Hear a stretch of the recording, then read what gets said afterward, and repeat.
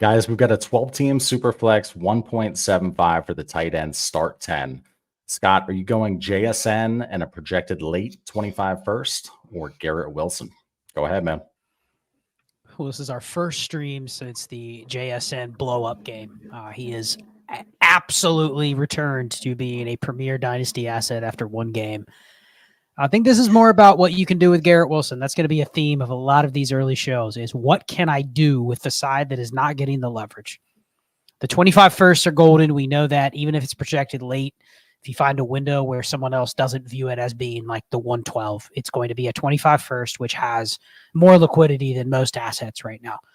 So I lean towards taking the first, but that's not really a Garrett Wilson versus JSN. That is I think right now I can turn around and I could split JSN and get something else, or I could get another first, or I could get a package of a couple pieces, or maybe a running back in a second or something for him just because he had a great game. There's a lot of people that I know already like him. So I would lean on just pure asset side. Give me the leverage here. Give me the two pieces. Shane, you historically love JSN and Garrett Wilson, and that is a heavy sarcasm coming out of my voice. Which side are you taking, though? Let me clean it up. 12-team Superflex, 1.75 for the tight end, start 10. JSN in the late 25 first or Garrett Wilson? So, like we talked about just before we jumped on, right? We need to start having the conversation. Is Garrett Wilson just a dude? Is he just a guy that really is an elite? And yeah, it's only 2 games with Aaron Rodgers. You would assume it'll get better with Aaron Rodgers, but this is year 3. And I don't know that we've seen anything that shows us that Garrett Wilson is elite. And I don't mean that dismissively. He can still be very good. JSN, probably the greatest wide receiver of all time. I mean, 14 targets. What did he go for? 102 yards. I mean, just absolutely tearing it up down the field. It was incredible. It was like magic. So that's not what I think, but all of these JSN sycophants, these little cults of JSN, absolutely love the guy. They love JSN more than they love their parents. And I know this from the Discord chats that we're in. Every time JSN does anything, I get a message. So I will take the JSN side because I can then move JSN for something of value, probably pretty good value. I could probably turn JSN into another 25 first, and turning 2 mid-ish wide receivers, maybe slightly above mid in what's that dude's name? Garrett Wilson. I would be able to get 225 first. I would do that all day. So yes, I would trade for JSN there. All right, so here's a hammer from Dylan, and this is a strategy question. So it is a 12-team Superflex tight end premium start 11. Let's assume, Scott, it's a 1.75 for the tight ends. Are elite QBs worth it in this format? I feel like if it's not a top 5 yearly/weekly potential guy, they should be faded. QBs 6 to 12 feel replaceable versus a top 5 to 10 wide receiver or running back. And he says, which feel game-changing for contenders. Are we really confident that Caleb, Burrow, Stroud, etc. are worth the same/more than the Gibbs, Amon-Ra type tiers? What are your thoughts here? Questioning the value of elite QBs in the 12-team Superflex start 11. Well, if you go on the 2 games we've had thus far this year, and we also go on what the landscape of production looked like last year, the answer is no, because it has shifted towards, okay, if I'm only getting, you mentioned Burrow, so I'll just mention Burrow. If I'm getting QB 12, Joe Burrow, is that worth the dynasty value that he carries relative to the other quarterbacks that are close enough or even better in weekly production? And maybe they're volatile enough to where, like across the season, QB 10 and QB 15, they may be separated by 1.5 or 2 points per game. But from a weekly impact in terms of like the WAR, they're not that different because they're only going to hit your lineup at a certain percentage of times. So having multiples of those, you're still kind of putting them in the zone of, I'm not sure which one to play this given week or that given week. They're in like the matchup streaming range where if you have 3 of them, you have a tough decision, right? So it really just comes down to how you're constructing your roster. If you told me right now that I have a roster full of every non-elite QB, and I can somehow manage to squeeze away a Sam Darnold and a Geno Smith and a Derek Carr from somebody that is still playing values from last year or the year before, Of course, I'd rather build that way. I know that I have no security at quarterback. Next year, I almost don't even know what my quarterback room is going to look like, right? But that's probably edge right now. I mean, you look at the production. I mean, just look at the guys that are ahead of the other players. I mean, you have CJ Stroud, QB 11, Patrick Mahomes, QB 13, Joe Burrow, QB 15. All those guys carry significantly more dynasty value than the players that are already out producing them. And if you just say they're going to get close to each other, how comfortable are you? I'm going to ask Shane. Shane, how comfortable are you with a quarterback room where I could tell you by next season, none of them are starting? In today's dynasty game, if I told you instead you have Jahmyr Gibbs and you have Rashee Rice and you have Brock Bowers and you have name another stud running back in there, but you're going to have to go gross at quarterback. Devon Achane, fine. Are you fine living dangerously in this dynasty game on quarterbacks? And you don't even need one of the top 12. Will you just roll with 3 or 4 misfits and hope you can get by? Like, is that where we're at? That's basically what this question's asking. And that's complete opposite of what it was 2 years ago when we were saying, oh, you did a startup, 9 of the top 10 picks were QBs. And now if you're picking QB 9, you're going, damn, I'm paying a lot for someone that's not even out producing the guy you got for a second round pick.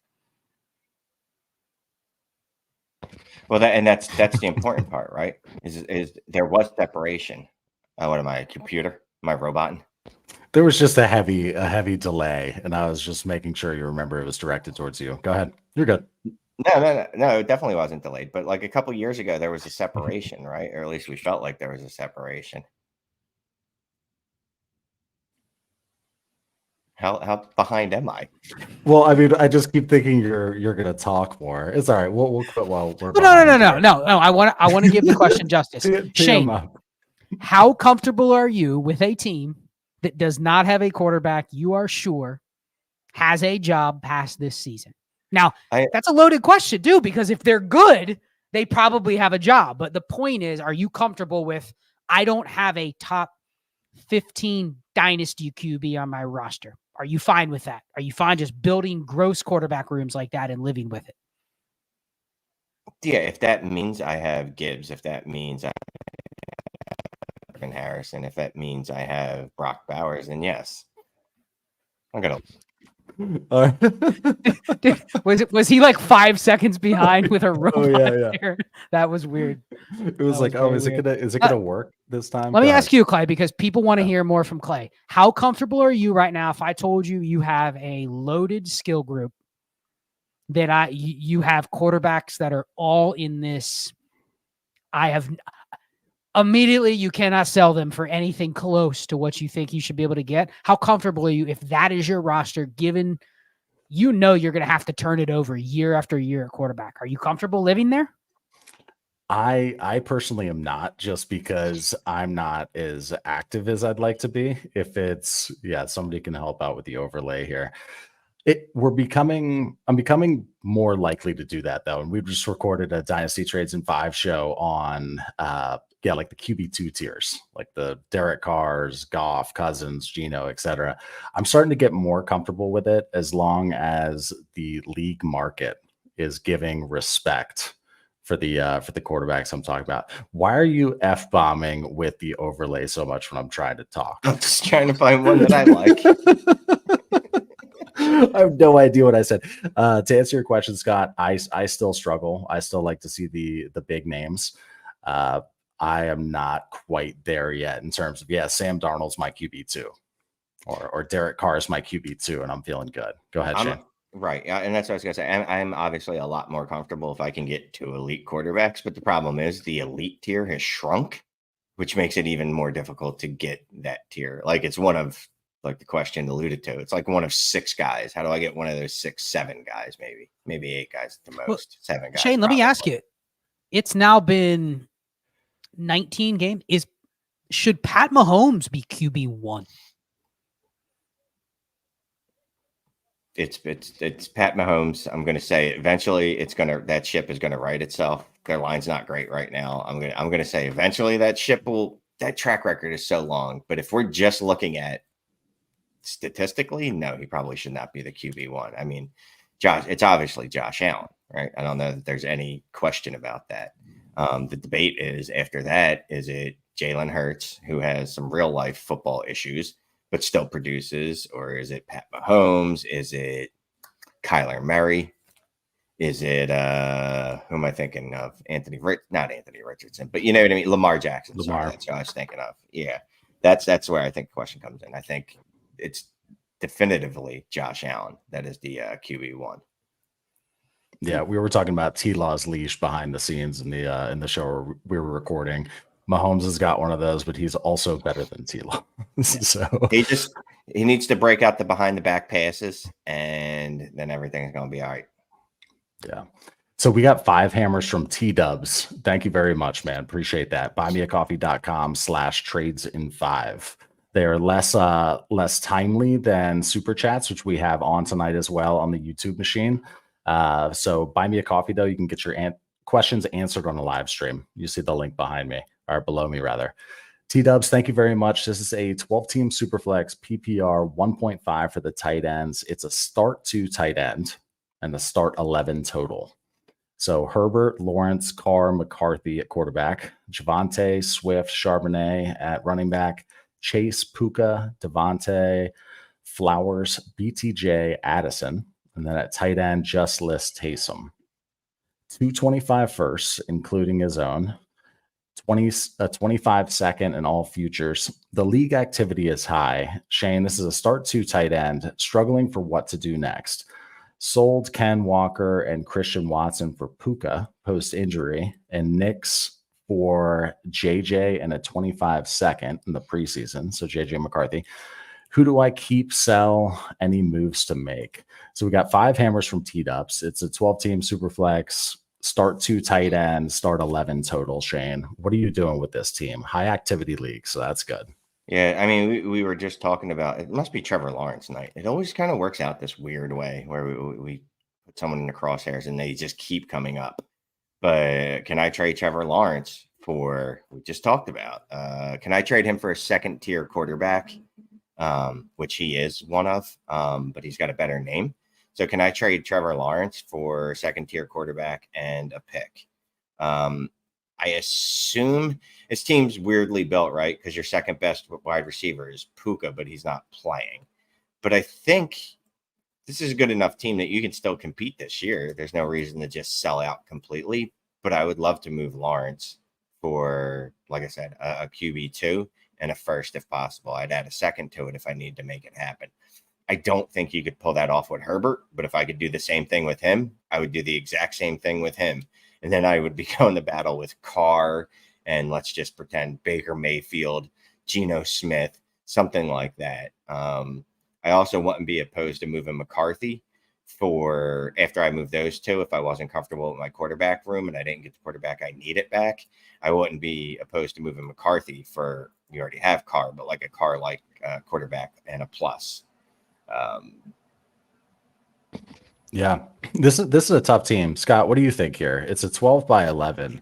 There's not a ton of assets listed there. It's a very mid team, and there's only 225 first. At least he has his own. But go ahead. Yeah, I mean the problem with this team is the quarterbacks are fine and everything else sucks. I mean, you have Chase, you have Flowers, you have BTJ, and you have some assets to build around. But like the running backs are. I'd be fine with that running back room if everything else was strong because I can live with at least the usage from Swift and Javonte. Now, they're not producing fantasy points, but their usage is enough where I can continue to roll them out and figure they're going to give me replacement level running back production. The other problem here is you don't have a lot of upside. Here's the other tough part about this. I'll bet you at least one of those weeks this team started Trevor Lawrence and Justin Herbert. Man, I didn't get those Carr points, right? Did I go back to Carr in week 2? Probably if I not. didn't, so now I'm looking at Derek Carr, QB1, but how much did he produce on my roster? Now, I didn't start him the first 2 weeks. Okay, so now he's just an asset, and you put Derek Carr on the block. Is anyone offering you anything more than what you think his production could be? Probably not. So this team's in a weird spot because it's also 2 tight ends. You don't have a tight end. I know he's getting smoked at 2 positions right there. Those are zeros. Your running backs are alive. You can start them, but they're also below replacement right now. Your second best receivers on IR. I mean, you do have a receiver core that you can roll out. If you just had Chase, Smitty, Flowers, BTJ, and one other receiver, you could roll out those 5 and you just live with the results because they're all good enough. They're going to have production. But I just think there's too much that you're losing at the other spots to where now I'm not selling JJ McCarthy. This is the team I'd actually keep JJ McCarthy on. I'm trying to sell Derek Carr, but Shane, what's somebody paying for Derek Carr right now? I will give you 2 seconds. Okay. No, because he's QB1. Try again. I will give You're not getting the deal done with him, right? 2 seconds, and I'm going to splurge. Jacoby Brissett. I might go into my 2026 bag. And how about that 3rd and 4th? How's that looking to you, Scott? They're looking pretty sexy. Getting that 2 seconds and a 3rd and a 4th. I mean, so not a lot. I mean, it's the point. It's not enough that if I have Carr, that it makes sense for me to move off of him. Even if the smart play might be just to assume that he's going to be a pumpkin, right? But Derek Carr is kind of the guy I feel like you could have always gotten a second for. He's never been, I don't think he's ever been bad enough where you're like, oh no, like you never looked forward to starting him over the last couple years, but it wasn't like it was the worst option that you could throw out there. Like, I don't know, Tyler Huntley when Lamar Jackson was out, something like that. So, Scott, let's give him like a little bit of homework, though, here, because 5 hammers and ask what to do kind of next. If you're looking at this team, it is a 12 by 11. We talked about how he's asset poor. He doesn't have 2 tight ends in the start 2 tight end. What are your first moves you're trying to do? Because you can't consolidate in too deep of a format. You need to go the other way. I mean, it almost feels like you have to be, and this is something I've been trying to do with teams that kind of look like this, because this team did not get built this way with the intention of being where it is right now. You know what I mean? It was probably looking different. And I know he traded for Puka after he was injured. So isn't the edge on a team like this to acknowledge it's not going to compete, but be willing to lean into what other people don't want right now? Most of my leagues, you know what people do not want right now? Injured players. They don't want players that are not helping them right now. Now, you may have to take a little bit of a haircut on the trade because you're sitting here going, man, like, I don't want to move Derek Carr when he's QB1, but like the value is the opportunity that I can actually move Derek Carr today when 2 weeks ago, he would have never been available in a deal where I could have gotten Trevor Lawrence. And I don't even really want a guy like Trevor Lawrence, but if it means I can buy him using something that I could have never sold weeks ago, I can kind of delay having to make a decision on Trevor Lawrence for a little bit longer because he's going to kind of hold the same thing that he is today in 6 months. And there's value in the daily. And I'm sure I'll get a lot of stuff in the comments because people have just talked about this ad nauseum in our comments. It's on Twitter. Playing a dynasty game where there is zero dynasty evaluation anymore. 95% of players, it is not about their talent, their profile. It is what situation are they in and what are they doing right now? You know, like I'll just plug the Pacheco video I did earlier. Like Pacheco is a great running back. He started out super hot, but you know what I don't evaluate at all when I hear the name Isaiah Pacheco right now is his future. I'm just operating under there is none. He may come back and get back to a point where he's a viable running back, but for now there is no future in somebody like him. So I'll take another body in his place and just live another week and then another week. So I think that's what this team should do, but they're on the buying opportunity here because other people want a couple of these pieces. Somebody wants Zay Flowers. Somebody probably wants Devontae Smith or Derek Carr or DeAndre Swift or Javonte Williams if they have a good game. Like lean into it. I think that's the edge when you have a team where you don't really care about what happens in the near future. And just hearing all that Scott said, I'm personally going out there and trying to buy all these dudes. Pacheco, Cooper Kupp, whatever old dude gets injured next week, Puka, on contenders. Not so much on rebuilders, obviously, but on contenders, some mid teams, because these are players that I think can come back this year. And we do have a very, very short memory in Dynasty. So in 5 weeks, if Cooper Kupp comes out and throws up a wide receiver 1 week, either that's helping me as a contender, or if my team was mid and it didn't proceed the way I needed it to, I could probably move him then. Let's go to a super chat. Thank you very much from G16. Shane, we'll stick with you here. It is a 12-team PPR. No. We're going to assume super flex. Trade AJ Brown for JSN and an early to mid 25 first. Ooh. I mean, how early though? You know what I mean? Yeah, and Top 5, guaranteed top 5. Let's And assume yes. a start 10, Shane. Yeah, I mean, because look, we would have traded AJ Brown for a top 5 this year, right? And I know it's not apples to apples because we also had, we'll say 2 stud quarterbacks, but at least 3 or 4 quarterbacks we knew were going to be drafted highly or were drafted highly. And again, JSN, I can flip him immediately to all you sycophants for a first. You JSN Colt members will give me a first for him. At least I could probably get 2 firsts out of you lunatics because you guys love that dude. So yes, I would make this deal. AJ Brown is also out for at least 2 weeks, probably. Yeah. So guess what? He's not doing, helping me even a little bit right now. So even if I was a contender right now, I get JSN, I can stick him in there. He'll give me his 15 points a week if that's what he hits. And I still have another first that I could go buy something with. Or I take that whole package and I want to get all uppity. Let's see what else I can get. You know what I mean? If I add something to that, can I get up to like CD Lamb? Can I get up to Justin Jefferson? Easy, maybe not CD Lamb, but can I get to Justin Jefferson? Look, I'm going crazy. All it takes is a little bit. Someone asked me Justin Jefferson or someone, and I almost threw up, and I forget what name it was, but it doesn't matter now. The Shane, JSN side, all that. Just real quick here, JSN or Jordan Mason for you? Oh, come on. I mean, one's a wide receiver that I can move for first. One's a running back who. What if your league doesn't love JSN? They do. There's at least 5 of them in every league. You know that. You're in leagues with me. Every league and every chat I'm in, JSN does anything. I get 86 different messages. Like people's moms are texting me like, JSN's awesome. You suck. I'm like, all right, thanks. Well, so dude, there's someone you can move them to. Definitely someone you can move them to. So here's another one. It would be so easy to just keep sticking with you, Shane, but we'll give you a break. Here's another one of our favorites. Thank you for the super chat from Unlimited Vita. Is Jamison Williams officially a buy in Dynasty, Scott Connor?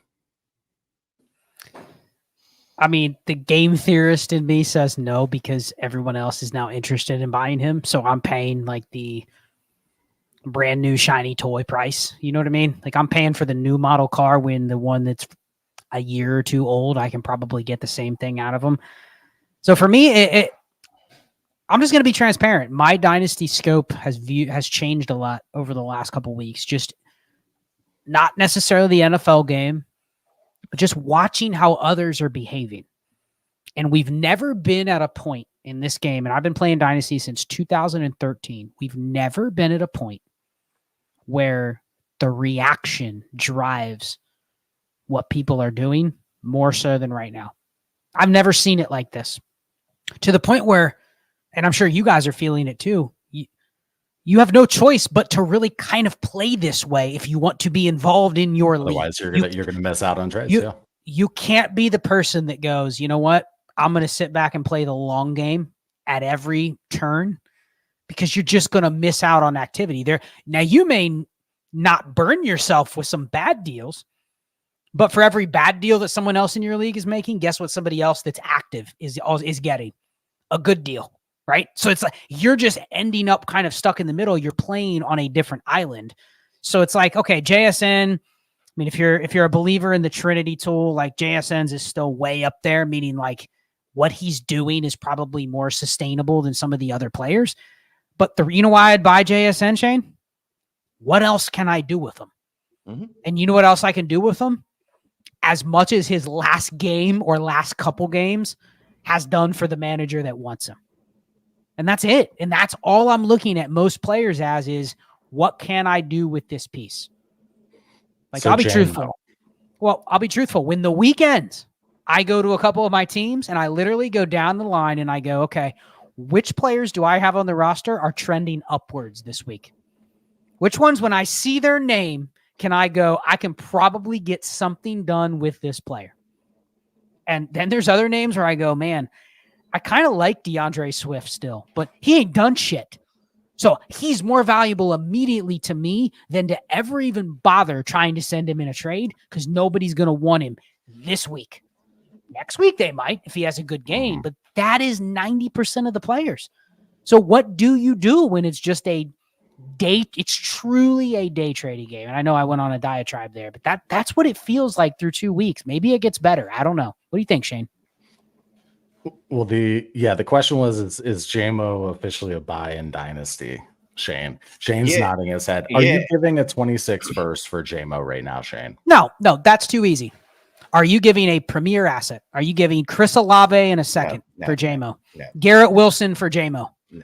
Chris Olave in a second for JMO? No. Drake London in a second for JMO? Why do I got to keep? Why are you adding this?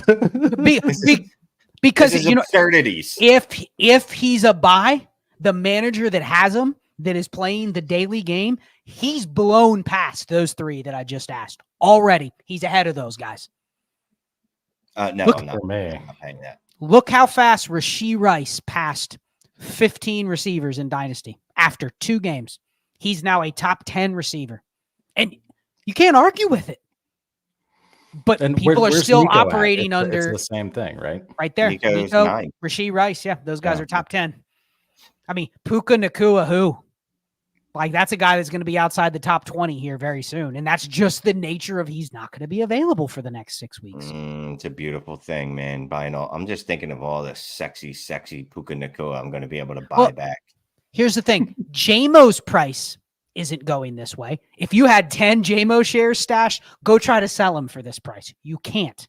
But you're not buying him at a price unless you're willing to fade one of those other players we're talking about or pay a 25 first. So I'm asking the group, sure, he's a buy because everyone else wants him. How do you buy him though? What does the deal look like? There is no buying at a lesser cost. Yeah, if you're able to move London for him straight up, you're moving him, or even Garrett Wilson probably. You're moving him. You're getting him from someone that didn't believe in him anyway and goes, okay, now I finally have my chance to move him. That said, if they were going to do that, they likely would have done it after week 1, not week 2, because week 1 was his blow up week. Week 2 was actually more encouraging to me because he still had over 20% target share. He still had over 22% targets per route run, which showed me this wasn't a 1 week thing. So I hope that he goes out there and has another like quiet week, but the peripherals are good, because then I'm going to go try to buy him and be like, oh, he's not that dude. Because then, yes, he might give you some mid weeks. He might even give you some down weeks. But what do we like? We like spike weeks, right? We like crooked numbers. So apparently I like JMO. What the fuck? We like spike weeks. So that's the dude that I want mine add in my roster, as opposed to Garrett Wilson, who I've literally never seen give me a spike week. I'm just saying. Well, Clayton, let me ask you this, because I want to continue this topic. Let's push off the hammer and the super chats for a second. Do you know who probably doesn't have JMOs to sell? Me, you, or Shane. You know why? Because we largely already got rid of them. So this is what I've also found is a lot of times the person that didn't believe, or the person that wanted to get out, or it was, I want to move off of this player for this or that, they're not the ones that have them. They're not the one you're trying to convince to sell at slightly less than market, but get out now because he's really not that good, right? Like a lot of times the assets are already sitting in the person's lap that you're going to have to buy out the current price, which you don't want to pay. So how do you get to that point? Like Shane, the next JMO, I don't know who it's going to be, but how do you make sure that you have exposure to that player when right now you're saying, I really don't want him? What do you do? Or should you hold on to players you don't want with the anticipation that they become? Oh. QJ, another favorite. Who? QJ. Quentin Johnston. QJ's already a buy at this, or I'm sorry, not a buy. Here's the thing, right? So yes. If you Quentin Johnston, I don't know that you really need to move him right now, because it's always like, what am I missing out on, right? And it sucks. Like if he turns into Quentin Johnston, the original Quentin Johnston, and I can't get that second that I could get right now for him. But If he goes out there and has 2 more weeks like he did last week, well, obviously he's not going to score 2 touchdowns. That's fluky. But if he has 2 more weeks like that, well, guess what? He's probably not even 2 weeks, 1 more week, and he's going to be in that first range. So then I win. It's the balancing act. Like, what am I losing out on him? Worst case scenario, I try to move. If I don't move him for a second right now, I'm losing out on a second. But I could get a first. Seconds are a little easier to get, right, than a first. So maybe I just take that risk. I hold on to QJ and go, I'll sell him next week. Or if for some reason I believe in him, and I just hold on to him and tell myself he's the next JMO for this conversation. Yep. All right. Good stuff there. Okay, let's move on to 3 hammers from Danny. Thank you very much. This is a 12-team Superflex PPR, no tight end premium, start 9. It's got Lamar, Levis, Darnold, Penix at quarterback. We have Mason, Warren, and Dowdle at running back. Marv, London, Higgins, Lazard, and then has Bowers and Kraft at tight end. 325 firsts, which Danny says 2 of which are early and 1 is late. 225 seconds in all future picks. It's a low activity league. The trade is give Lamar, get JJ McCarthy, JSN, a mid 25 first. So that's one. The other one is give Lamar a mid 25 second. You're getting Jordan Love and Garrett Wilson. And he's asking if there are any other Lamar deals you might have in mind. He's got another part here, but let's just talk with what we have here. 12-team Superflex PPR start 9. The trade is give Lamar, get JJ McCarthy, JSN, and a mid 25 first. I like the second deal better because then I can probably turn around and trade Garrett Wilson for, I don't know, JSN in the late first, something like that. Like I can try, and I like that package better. I like Jordan Love. I think he's a little down because he's injured, but I think getting Jordan Love back as opposed to JJ McCarthy, I'm okay doing that.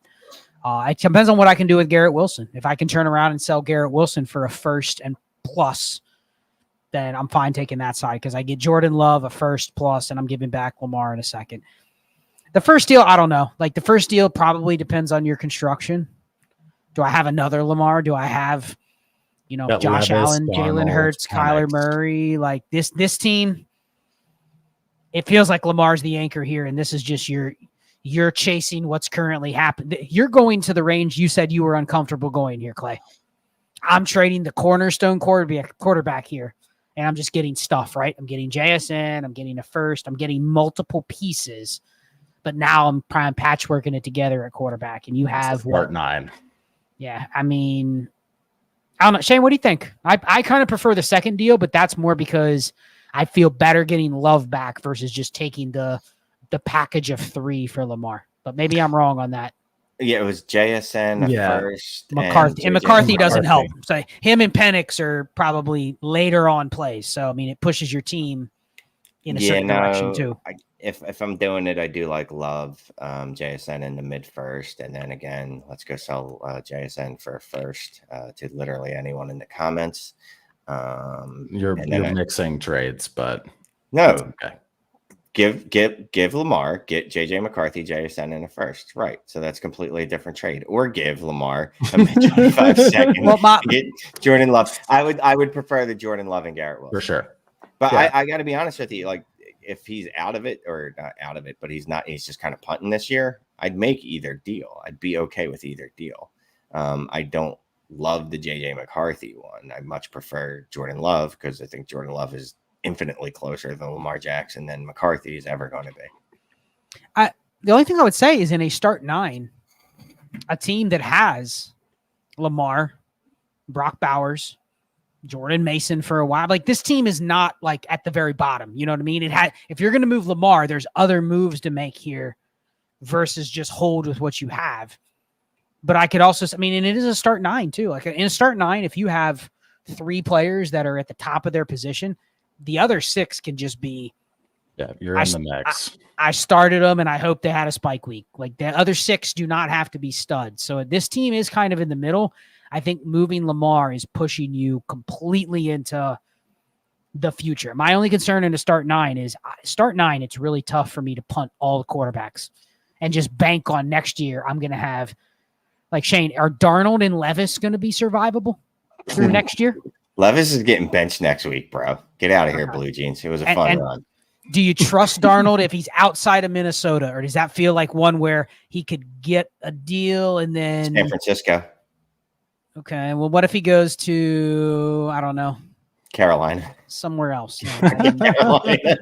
Gross. The Raiders. Raiders, yeah. It's a very, very small circle where I'd be like, sure, Sam Darnold can continue to do this. Seattle. Very small. Maybe, yeah. Let me ask you this, because this is a low activity league. So when I see something like this, I like the second one better, where you're getting Jordan Love and Garrett Wilson, because I'm assuming that I'm not going to be able to do much more trading. So I at least want to have a solid quarterback in return with Jordan Love, a solid dynasty player, we think maybe, with Garrett Wilson. And Danny's already got 325 firsts, 2 of which are early and 1's late. So I like keeping, I don't need another mid first there. Yeah, getting another JJ McCarthy, you're just getting a little more extra gross. What's up? Are you saying the second deal is in a low activity league, is you're just going to have to do more work to get it back to where you want? No, I mean, the second deal is or the first deal, you're going to have to correct. do more work to get, which you're going to now have to get find done. somebody to take JSN or, yeah, I think that's a huge factor in this, in terms of like, if you're going to be chasing, I mean, how many questions do we get from people like this that go, I have 5 firsts and JJ McCarthy and Michael Penix, and nobody will give me a hammer, even if I'm willing to give up 4 of those assets, and nobody will respond. And you get stuck. And then you're stuck. Okay, I got to make all the picks. So, yep. Let's do a quick one from the crowd earlier from Ethan that was starred. Shane, Ethan 22 asked, what percentage of fab are we dropping on Dalton in Superflex leagues? I think the most I've put down is 35%.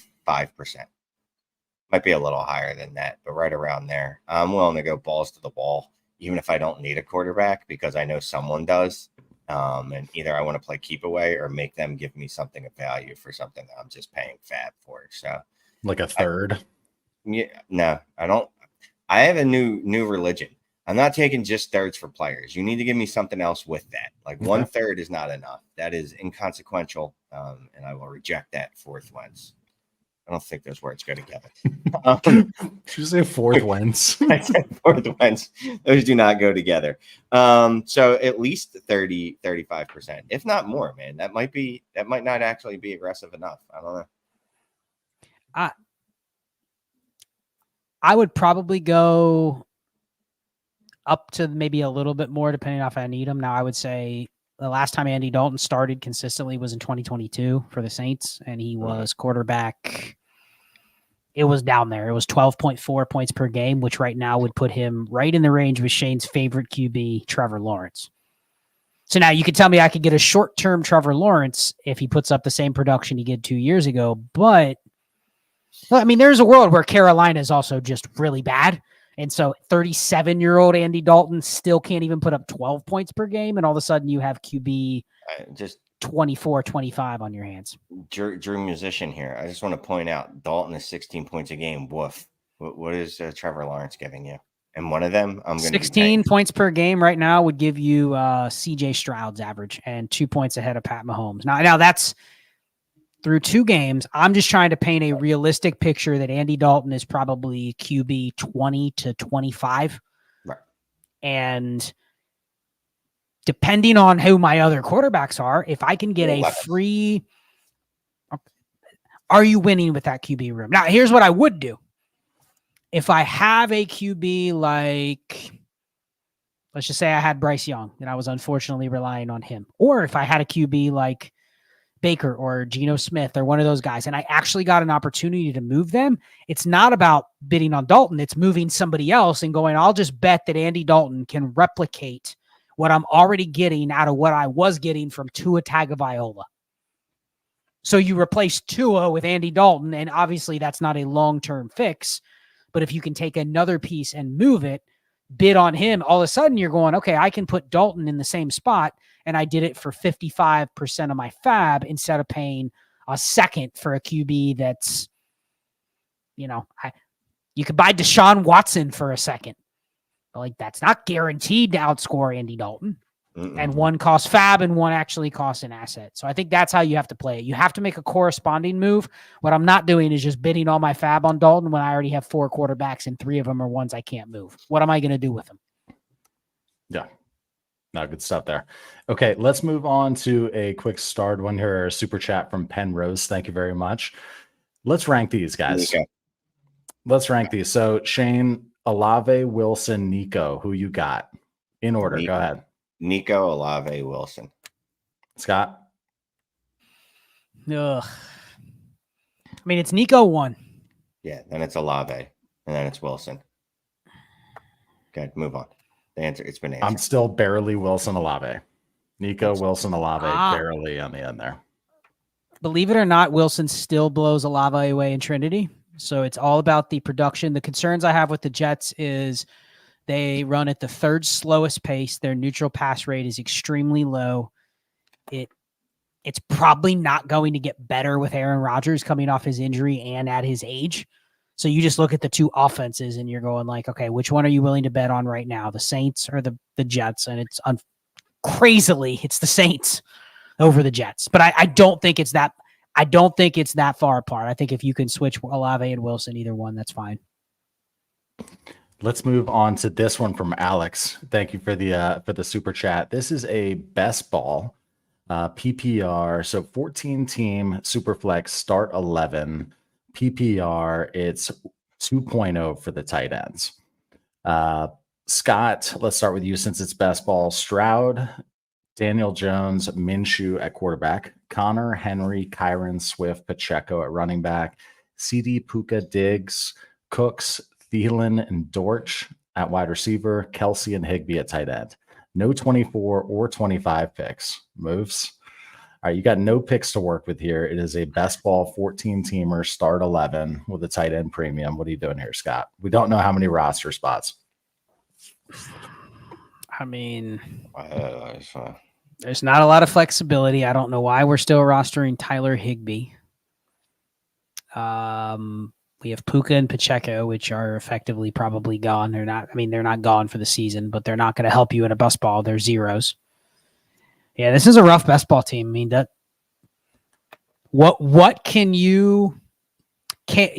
here's what I would do. I have to first abandon the fact that I'm going to win this year, right? That's the first thing. This is not a team that's probably going to win this year.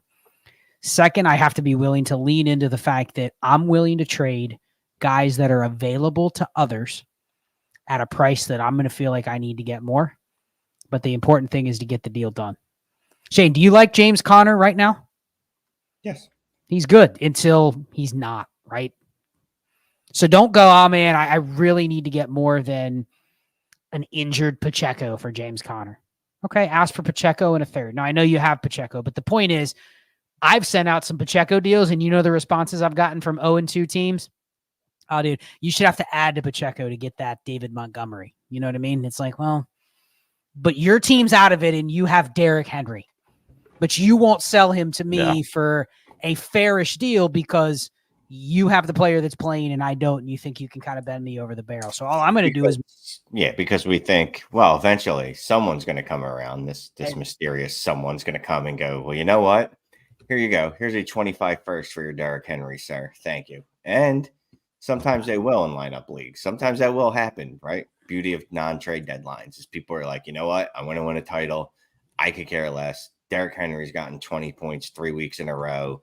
It's November, December season, and he's going to smash next week. But that's possible, not probable. And I think people confused it too. I mean, you know who I want to buy on this team? This is going to be blasphemous, but you know who I want to buy on this team? Give me Tua Tagovailoa on this team. You can have Gardner Minshew. That's not a crazy offer. The Tua manager's probably sitting there going like, is this dude ever going to play again? Something. Gardner Minshew's looking pretty good, Shane. He's producing. Okay. Yeah. How about the Bryce Young manager? I'll give you Daniel Jones, another gross one, but like lean into the fact that you don't need the stuff that other people may want and be willing to go, okay, I'm willing to give you James Conner. You got to give me, you need to get multiple pieces here. You cannot roll into next year with Tyler Higbee and Greg Dortch and Adam Thielen and Brandon Cooks being 4 of your top 15 assets. You need to find deals where you can get an injured player and a third, an injured player and 2/4. Like that's how you slowly rebuild a best ball roster like this, and abandon what you think you should get or what leverage you have over the other managers. Lean into it and just take whatever. Hollywood Brown, I don't want to buy him. You should be able to get him for like Brandon Cooks, because Brandon Cooks is alive and Hollywood Brown isn't. Like that's today's game. So send out some of those offers. Yep. Okay, let's move on. Excuse me, to Jeff's raw milk as a starred comment here. We need a trades in 5 behind the scenes. Shane in makeup, quips in the green room, etc. Yeah, I mean, there's not much. We don't do like any like show sheet or nothing. Actually, I'll just tell you people this, right? You see me on camera, there's no difference. Then 100% the same. There's more cursing. That's it. That's the only difference. There's more cursing when we're not recording. That's the only difference. Yeah. No, but it still would be funny. Okay, let's go to our boy Anthony West here. Thank you for the super chat. Shane, we're going to start with you. So this is a 10-team Superflex PPR, 4-point per passing touchdown, start 12. See, there you go. It's a 10-teamer, but you're starting 12. Okay, Lamar. What does that look there, Shane? I was doing math. I was doing math real quick. I was waiting for Scott to test me. You know, he likes to test me sometimes. Shane, like, how many is that? It's a 9-team start 13. What's that work out to, Shane? I'm like, this one's easy, 120. Yeah. Okay, so 10-team Superflex PPR, 4-point per passing touchdown, start 12. You've got Lamar, Jaden Daniels, Herbert. Then you have Bijan, NERB on a 53. JJ Metcalf, Neighbors at Dunze at wide receiver, Mandrews at tight end, has a 25 first as well. Trade Bijan and Neighbors for 3 mid 25 firsts and 3 26 firsts. 6 firsts. I'm 2-0, 4th highest in points, but 2 super teams. Damn. Okay, this is fun. All right. So just again, real quick, 10-team Superflex. Start 12. Are you trading Bijan and Neighbors for 6 firsts? 3 of which are mid 25s, the rest are 26s. how do you turn down 6 firsts? Can I take out the 326s and just give Justin Herbert and keep one of the 2? This is the trade right here. I literally don't know how you turn this down, other than you're like, no, because I think I can win this year. And that is literally the only reasoning, because you're getting 3 firsts per position player. I don't know how you say no to that, unless you're just like, no, I'm going to win this year. Thank you very much. And then block them so they don't tempt you again. 2 super teams, 4th highest in points, 2-0. It's the strip does the 10-teamer part?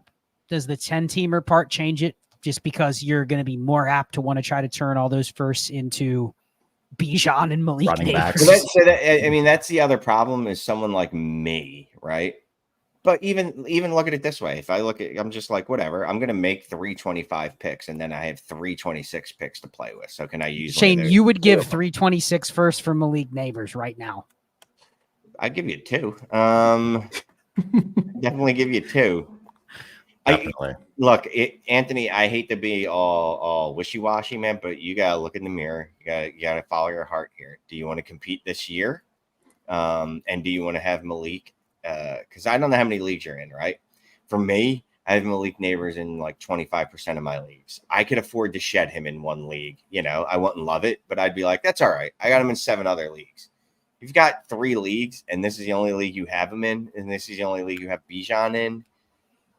You're the highest score. I don't know how you're only 4th. I'm taking 6 first. Well, and Shane, a basic portfolio strategy is if you have 7 Malik Neighbors, this is the deal you actually want to take for him, because you're getting the premier price against all your other shares, which are now more valuable because you were able to cash out on him at an extremely high price. Here, like, can I just do one of these deals where I get the 3 firsts for one of them? No, you know why? Because and Terrell's talking about me with picks in a candy store. I've done trade offers like this where I'm just overwhelming you because I don't want the 1. You know what I mean? You're like, oh, well, how about you just give me 3 firsts for 1? And I'm like, no, but I will give you the 6 for the 2. Like, that's it. That's the offer. Either you take it or you don't, because I'm trying to overwhelm you. That's the, you know what I mean? If I want to make this move, I want both those players. I'm killing all the birds with all the stones in one shot. So, It's like on the first date, I'm either ghosting you or we're getting married. There is no in between. Exactly, or banging you in a truck. I would say you should probably take the picks. I would not be mad at you if you didn't. Oh, man, 6 first. Makes a move. Okay, let's move on to you take the 6 first and then wait 2 weeks and then go offer 4 firsts for the same players and hopefully they had bad weeks. That's the other half of it, man. It's like I'd have those 6 picks and they would just absolutely be burning a hole in my pocket. Like there's 26 firsts, especially. I'd be like, all right, for sure. What could I do with these now? Can I add one of them to DK Metcalf and go get, I don't know. You know what I mean? That's a problem. I don't know that I would ever actually realize the true impact of those 6 picks. Random question. This doesn't have to get into anything long here, but would you trade 2 quote unquote random 26 first for what you think is going to be an early 25 first right now? Yes. Because 2025 is next year, and I know all those guys. Yeah, if you think it's going to be early, then you think it's going to be top 3. You're trading 226 first for them right now. Yeah. You got to do that. Okay. Good stuff. Okay, let's move on to Trevor's golden locks. Oh, they are golden and they're lovely. 10-team, 2 QB, half PPR, no tight end premium, start 9. Shane, we'll start with you here. Allen, T-Law, Geno, Penix, a quarterback. ETN, Ken Walker, Pollard, Spears, Jonathan Brooks at running back. AJ Brown, Cup, Debo, Waddle, Adunze, Ridley, and then QJ with the eyeball emoji makes the list. Laporta, Ferguson, and all 25 and 26 picks. The trade is give Waddle, Adunze, Ken Walker, a late 25 first, and you're getting CeeDee Lamb. Strong contender sitting at 1-1 with injuries to Cup, Debo, AJ Brown, Walker, trying to buy a hammer from a rebuilding team who something or another. How much is too much for Lamb, who could help me greatly in the short term and long term? Thanks in advance. You guys are the best in the business. So it's a 10-team, 2 QB, half PPR, start 9. You're giving Waddle, Adunze, Ken Walker, and a late 25 first for CD. Are you okay with that, Shane? I mean, you're giving up 3 legit starters, right?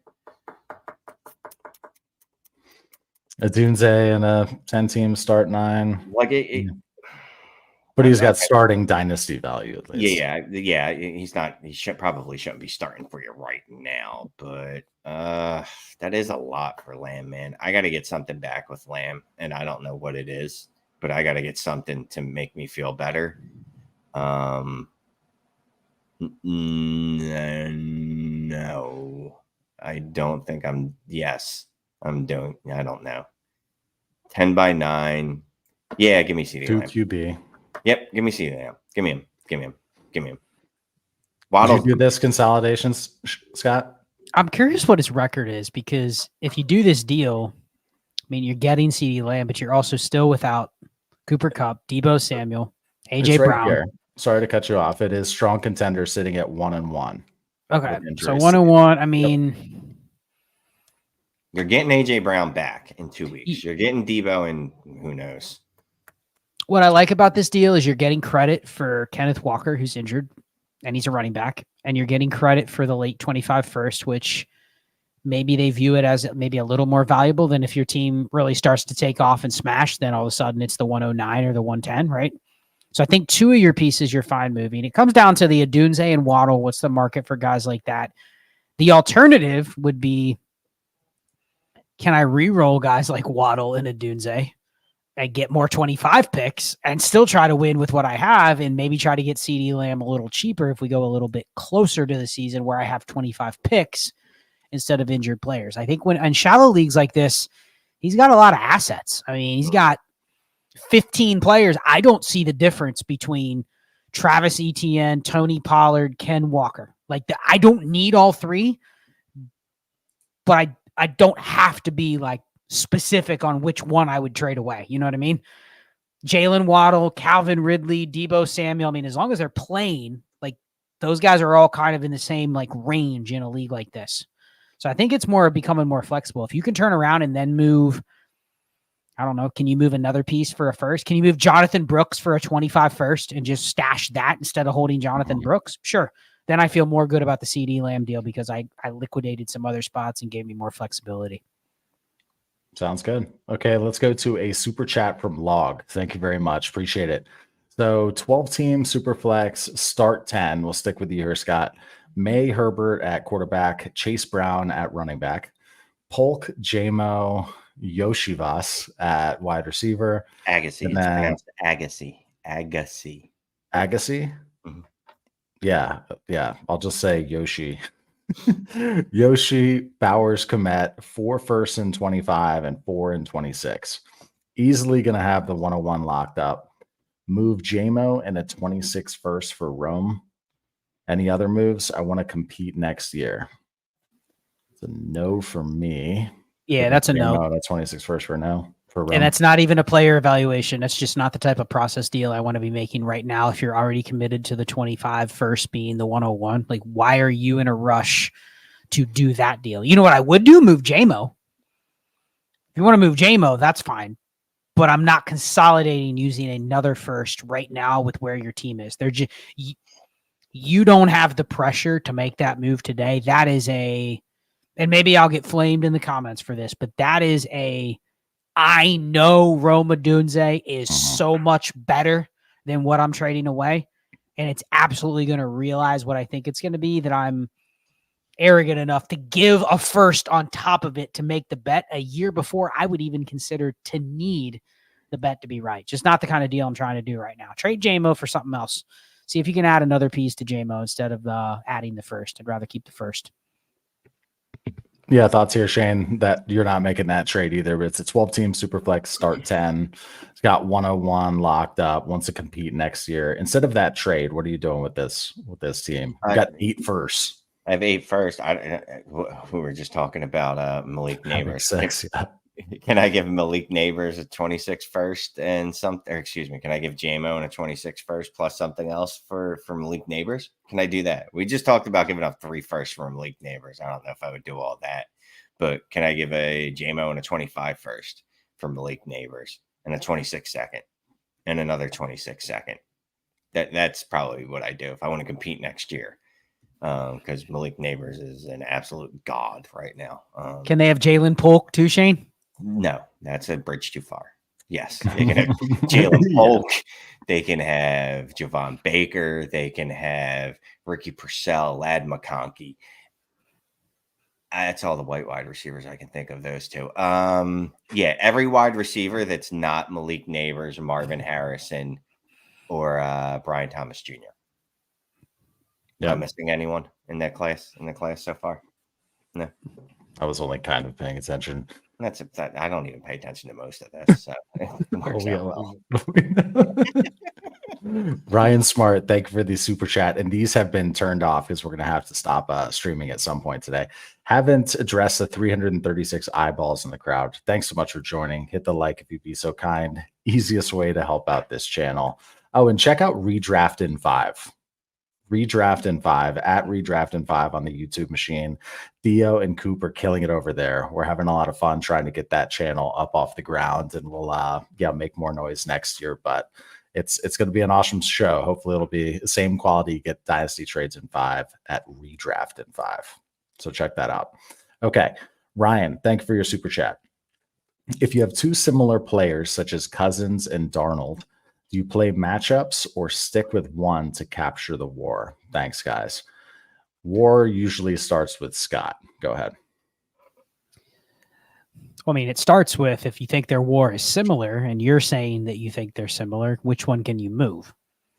That would determine which one I would be willing to start. Like if I think they're similar, I'm immediately going to the market and saying, okay, the market thinks Cousins is still better than Darnold, but I'm willing to say that they're not. So I'm willing to just slide Darnold into Cousins' spot. What I don't want to do is to have a decision to make every single week.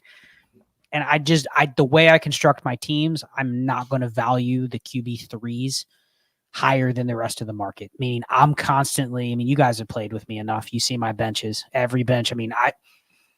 I look at my benches every week and I'm like, heck yeah. Let me pull up my roster ship right now. So I have 47 leagues. I have 13 Andy Daltons. And you know when I got all of those? Not now. Nope. Not this week.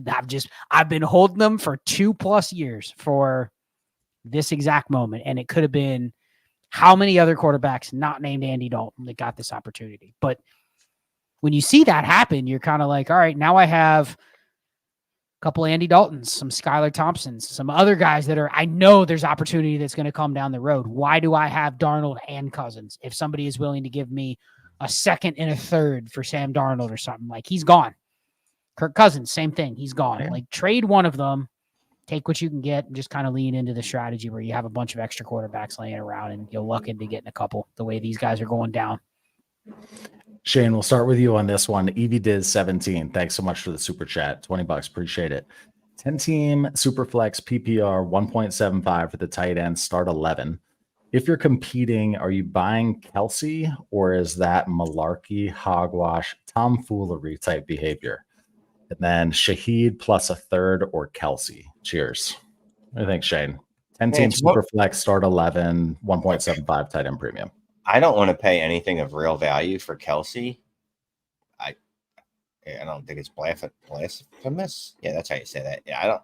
Shaheed in a third is probably right in that sweet spot. Like that. Sure, that dude thinks Shaheed has value. And again, if Shaheed continues to have 24 yards per reception, I will have egg all over my face, and he will also be some kind of record setter. Only thing is, like, Kelsey's been not good for a while, right? Like, I mean, not good is probably a strong word, but he's been really not good this year. I would do this. I would give up Shaheed in a third for Kelsey. Yes. I have people trying to get a first off of me for Kelsey. So if I can get him for Shaheed in a third, I would do that. I do not find it malarkish or hogwashish. Scott, what do you think there? Is Kelsey really giving you anything other than what he's had in the past? You know what I mean? Like, I don't even feel like he's giving me a potential positional advantage the way that he's been used. Right, this feels like right now. No.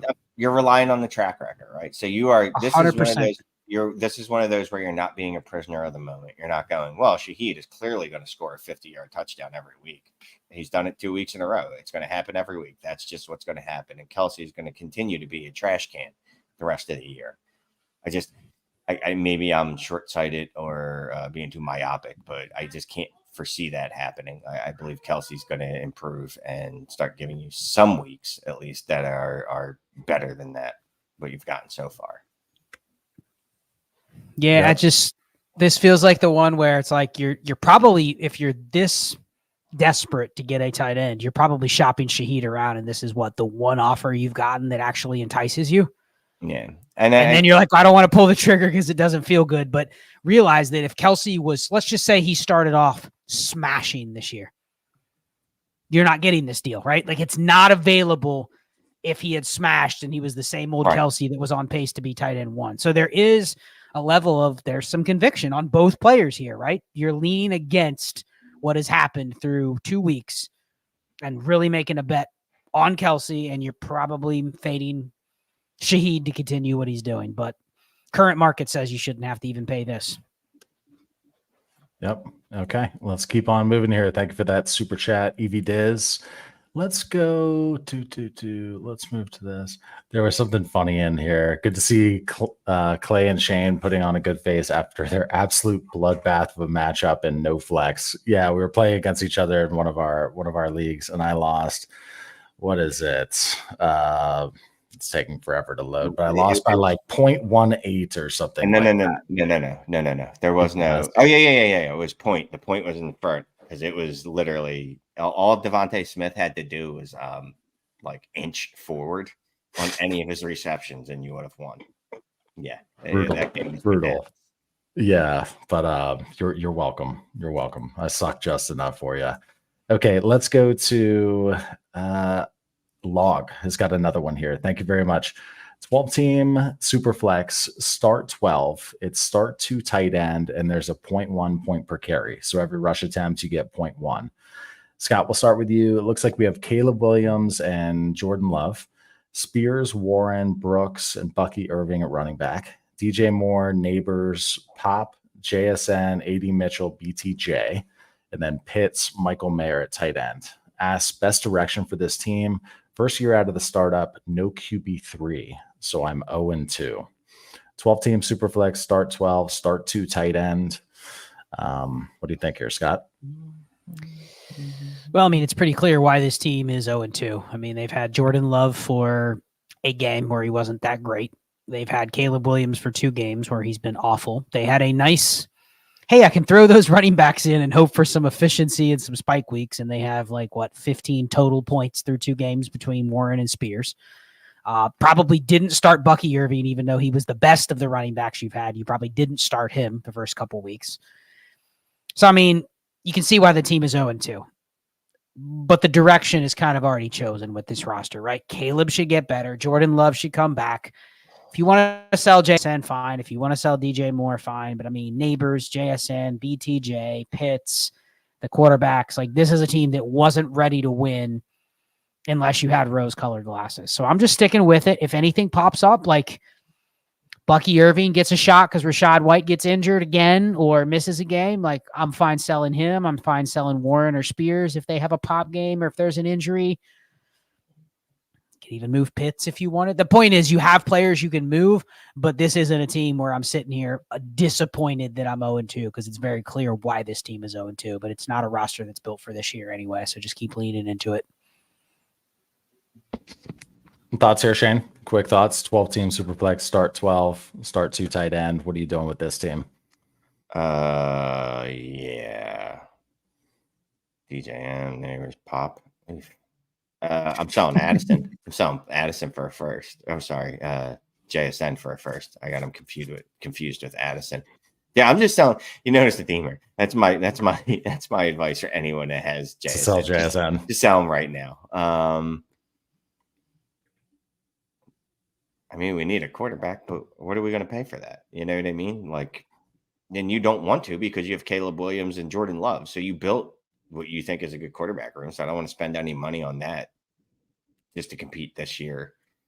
Yeah, you're 0-2, which makes sense. I guess I'm looking to move off of, I'm looking to move off of players that no one wants. That's a problem. Sure, someone can have Pitts, someone can have JSN. People all want him. And no one wants Pop Douglas, do they? I don't know anyone that likes Jalen Warren or Tajay Spears. So you're kind of, landlocked here on the moves that you can actually make. Sometimes you just have to take your beatings and live with them. You built your team to revolve around Love and Caleb Williams, and that has not worked out well for you right now.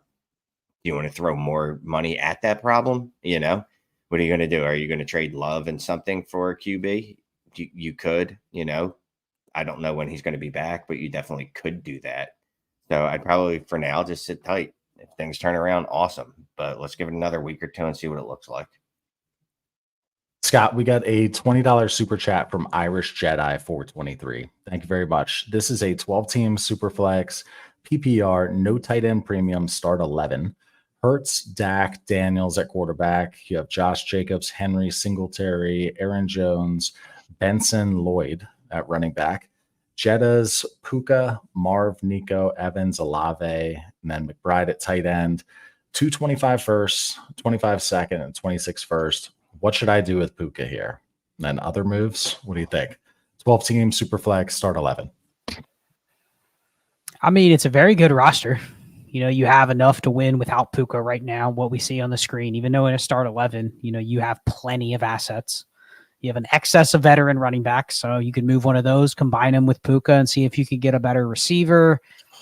Could liquidate a piece or two, and then try to swap Puka out for a similar receiver. I don't know who's in the range. I mean, I got a lot of flack for that Puka in a second for Rashee Rice in a third deal last week, and you ain't getting that deal today. It's the other way around. So you're having to pay even more of a tax on top to get out of Puka for what you would think he's worth on the market. That's how you remember that deal, right, Shane? I gave up Puka in a second for Rashee Rice in a third, and I got crushed. Oh, yeah, dude, you gave up a second for no reason, and that was just a bet that things are going to move quick. Now, did I get lucky that Puka ended up probably being out 6 weeks and Rashee Rice had another good game, and then Hollywood Brown goes on IR? a couple things kind of fell my way for the market conditions there. But like if you're willing to move Puka, you can use him to make this team better. I just don't know if what you have, this isn't one where you kind of sit back and wait for your time to strike. You don't have to strike in week 3 if you're trying to move Puka. You can wait because you set your lineup, it's fine. You know, you're still rolling out Nico, Evans, Olave, Jefferson, and Marvin Harrison. Like if Puka misses a month, you're good. You know what I mean? You could still flex Aaron Jones or Henry or Singletary, and you have McBride. You have 3 good quarterbacks. I mean, you got plenty to move here that I'm not stressed over if I can't get the right dynasty deal for Puka.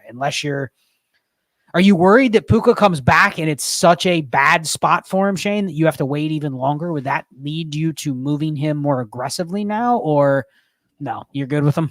No, I'd love to buy all the Puka I could buy. I think Puka's fine. When he comes back, he's going to do Puka things, the things we saw him do last year. So I'm literally no concern. I mean, obviously Matt Stafford might not be standing by then because every Rams offensive lineman is on the IR. So that's probably a bit of a concern, but no, I mean, look, Cup's out for the next, I don't know, let's just say season, based on my sources. I don't have any sources, but Cup's going to be out a while. It's going to be the Puka show. And even if Cup comes back, Cup's already shown that he can't play more than 4 straight games without re-injuring something on his old ass cranky body. So no concerns about Puka whatsoever. I'm buying him everywhere I can. Yeah, this is a good squad, and you don't tend to see squads like this that have a 25 first, let alone 2 of them. So this team's in great shape. Okay, thank you for the super chat, Irish Jedi. Appreciate you. Okay, let's move to this one from Brendan Turlington. Recognize this name. Thank you very much, Shane. 12-team Superflex, full PPR, start 11 rebuild, inbox offer. Give Anthony Richardson and Brian Thomas Jr. receive Justin Jefferson. Is this enough? Counter for T-Law. Williams, Watson, and Bryce Young are Brendan's QBs. So Caleb, Watson, Bryce Young. You're giving A-Rich and BTJ. You're receiving Jefferson. Start 11 is my only concern. But if you just throw anything on that Jetta side, like literally, if high end would be Devin Singletary, I'd be over the moon. I'm making this deal. The only problem is, should you counter with T-Law? Yes, you should absolutely try with T-Law before you try with A-Rich. We've talked about, again, T-Law being captain average. I know A-Rich only put up 16 points last week, but we saw what the spike weeks look like with A-Rich already. So yeah, sure, counter, but if not, I'm doing it. I don't think he has T-Law. No, it's T-Law counter to get T-Law instead of Jettas? Yeah. No, I think it's T-Law in the deal with Jefferson. Sure, try that too. Sure. And then T-Law is getting traded into. Exactly. And then T-Law, look, as your QB3, I feel let's be honest, we're starting T-Law over Caleb Williams right now. Well, does Bryce Young count as a QB? No. Is Watson like a quarter of a QB at this point? He was in week 2. He looked good in week 2. I will. 17 we haven't. Whatever. We haven't talked about Watson because it's one of those where he's just so polarizing that you either don't like him or you want him off your roster. But I will say, like, he has a better shot to score more fantasy points than a lot of the other QBs. With, like, if you told me I had to start a QB next week who scores most points, it would be Watson over T-Law. In a 1-game scenario, who's going to score more? It's just once you have Watson, once you have Bryce Young, like you're at the bottom of the barrel in terms of you're not moving them. Nobody for wants them. anything You to can't go move up. them, and they're not scoring Correct. a lot of points. Correct. Yeah. A-Rich, BTJ receive Justin Jefferson. I struggle to do a trade like that. And yes, it's a start 11, a rebuild. I'm not rushing to trade Anthony Richardson and Brian Thomas for Jefferson. What about you, Scott? Yeah, again, it's back to the deal where you were giving up JMO in the first for a better piece, right? It's kind of the same type of thing. Maybe he's worried about, like, I don't trust A-Rich, so I want to trade him now before he gets worse on the market next year, and all I have to give up is a good receiver. But, I mean, unless Brian Thomas becomes close to Justin Jefferson and if he's Brandon Ayuk, you're not crushed that you traded him away. You know what I mean? So maybe that's his thinking. If he really wants out of A-Rich just because I just don't want him, I can At see least it, you're but getting a massive name on the other end with Jefferson. process-wise, And it's not the deal you need to make right now when your team's punting for next year anyway. But it's also, just before we wrap this up, trading for Justin Jefferson is one of those deals that even if it's a bad deal, you can get out of it afterwards if you really need to. If you realize I've made a terrible mistake, like I traded for Bijan Robinson in a league last week and then traded him Monday, because I was like, this team does not need Bijan Robinson. This is a terrible idea. Immediately traded him for a couple firsts, including What did you lose? What did you lose on the net? Like, I mean, so I gave up Amon-Ra St. Brown, got Bijan Robinson, traded Bijan Robinson for what is almost lock, stock, and barrel, the 101 in 2025 and a 26 first. So, it's not ideal, but it was, again, it's a player that I knew is liquidable. Yes, that it could be liquidated is what I meant to say in English. All right, let's go. All right, getting up. All right, let's move on to Kobe. We have a hammer from him. Thank you very much. 12-team Superflex PPR 1.5 for the tight end, start 10. Shane, you have Mahomes, Hurts at quarterback. It's a good problem to have. Najee, Mason, Warren at running back. CD, Chase, Marv, Rashi Rice, Smitty, and Rome. 3 flexes, no tight end starter required. Has 2 top 6 25 firsts and all 26s. Third year of the league. The trade is give Smitty and a 25 third for Addison and their mid/early 25 first. Feel like Smitty's value will never be higher. Where do you draw the line at a process deal? And this is a high activity league. Yes. When you list 5 receivers better than Smitty already, and you're getting an early 25 first and getting credit for your wide receiver 6 or 5, take it. And Jordan Addison is I'll take him back in the deal. But yeah, the early first for honestly Smitty or Roma Dunze or even Rashee Rice on this team. You could justify moving any of those for an early first and just living with the guys you keep. Pretty easily here. Kobe will have 3 top 6 25 firsts at that point too. It's going to have a stranglehold at the top of that draft, so yeah, it's crazy. Worth more than just a single first. Yeah, all day there. Thank you very much, Kobe. I am going to put another. Excuse me.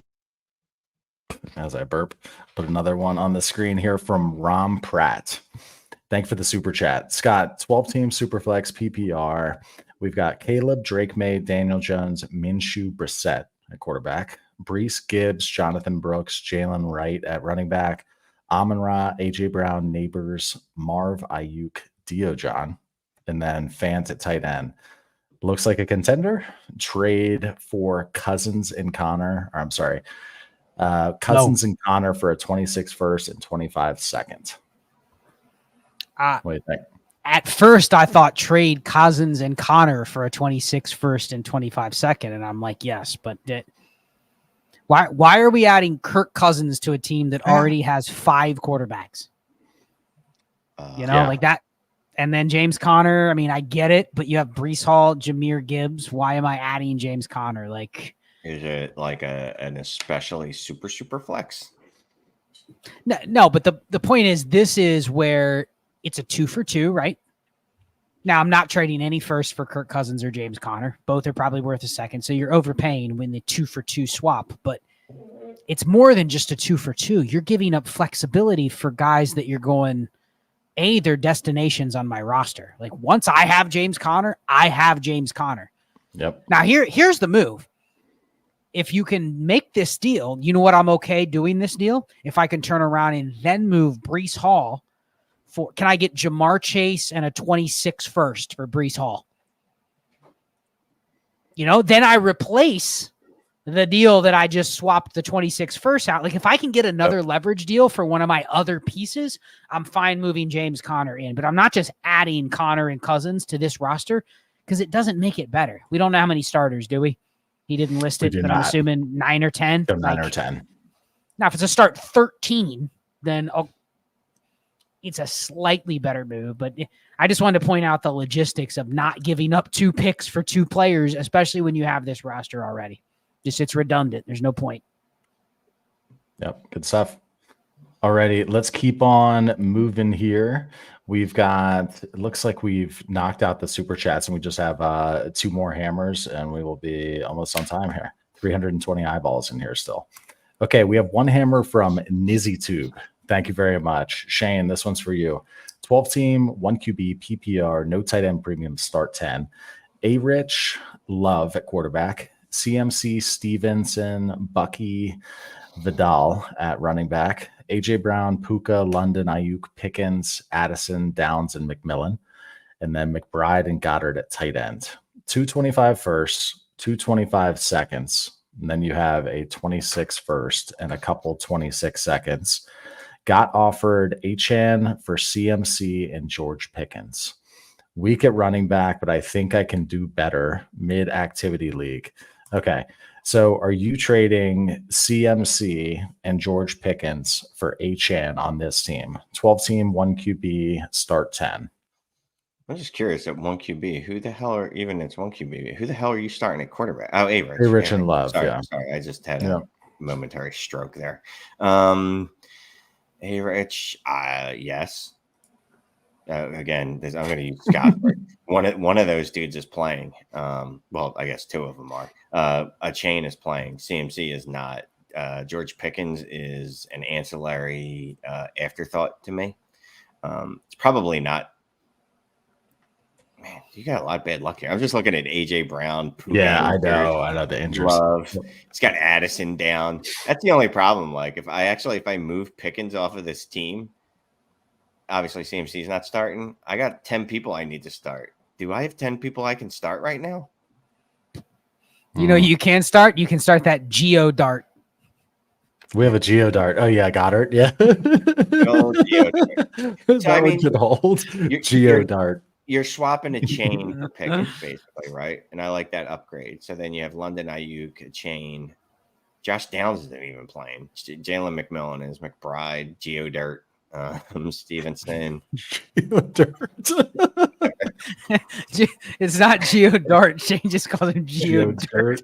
Did you see him last night? Yeah. Anyhow, yeah, you know what? I would actually make this deal. And you know what else I'm looking to do? What can I move AJ Brown for? Can I go get Rashee Rice for AJ Brown? Can I move Puka?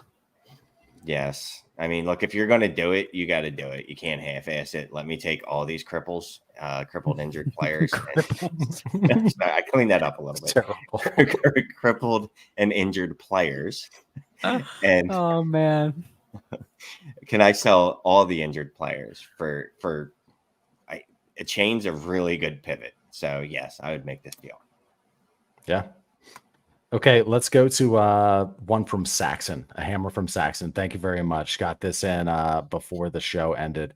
We're going to have, you can get your hammers in, buymeacoffee.com/trades-in-5, and you're going to make our next stream.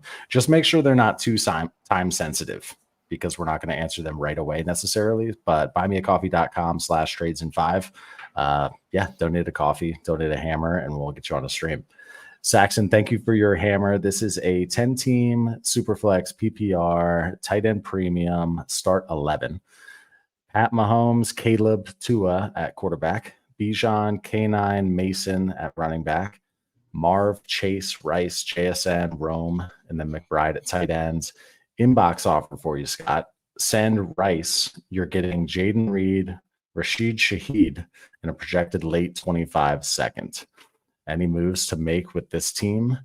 That's the whole question. So 10-team Superflex start 11. Are you giving Rashee Rice for Jaden Reed, Shaheed, and a second?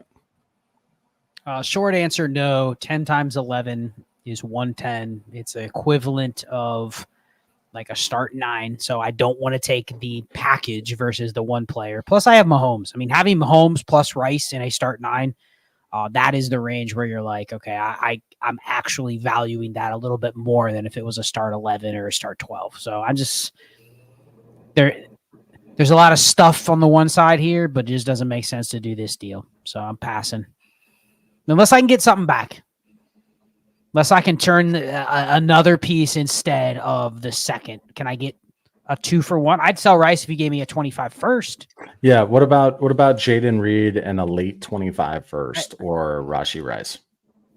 If you said it's either Shaheed or Jaden Reed and a first, I can at least live with it because I'm getting the first and I can slide the other receiver into the spot that I have Rice. But the fact that I'm only getting a late second and now I have 2 receivers and I'm immediately going to want to try to consolidate it's one of those deals where Shane always is like, as soon as I got the 3, I'd be looking to make the deal that I just traded away. Mm-hmm. So yeah, I'm passing on this one. Sorry, Saxon. I know you really want that Rashid Shaheed, just like everybody, but keep Rashid Rice. Yeah.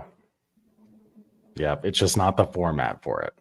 If it's a 12-team start 11, that's a little bit more of a conversation, perhaps.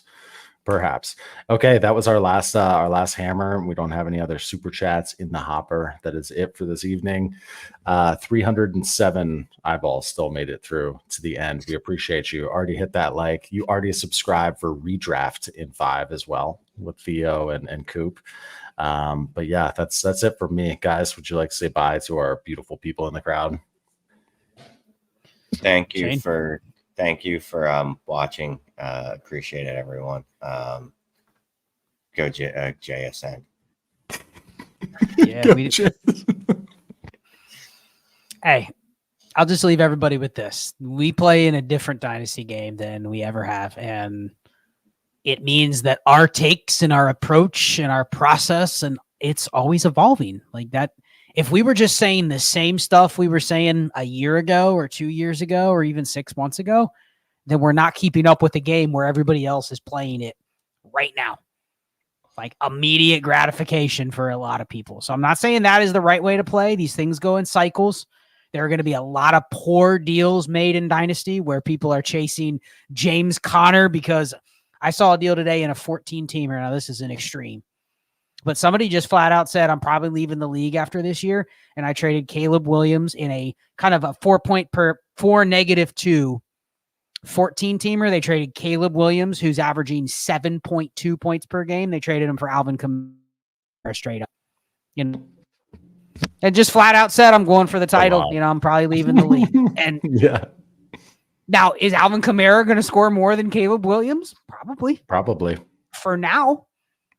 But like there's stuff like that happens, and the person just was with a straight face, like, yeah, you know, that's why I did the deal. So I don't know, but yeah, it's an ever evolving game. So be patient as our processes continue to evolve. But we'll be here every Tuesday night. Yes, we will. All right, I am going to end this stream. Thank you very much. We will see you next time. Cheers.